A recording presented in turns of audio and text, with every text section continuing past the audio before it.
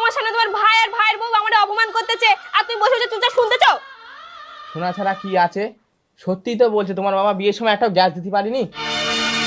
আমার বাবা দেয়নি তা কি হয়েছে? তা তুমি একটা গ্যাস সিলিন্ডার কিনতে পারোনি? মদ্দা লোক হয়েছে কি করতি?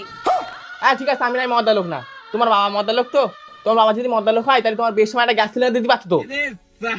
ও, এখন যত দোষ আমার বাবার হয়ে গেল আর তোমার ভাই আর ভাইয়ের বউ জাতি কিছু বলে তখন কিছু না? আমার বাবা কত কষ্ট করে আমার 18 বছর অবধি মানুষ করেছে আর তোমার 2 বছর সামনে থেকেই হয়ে গেল। তাহলে এবার ভেবে দেখো কে মদ্দা লোক আর কে মদ্দা লোক না। এই ছোট,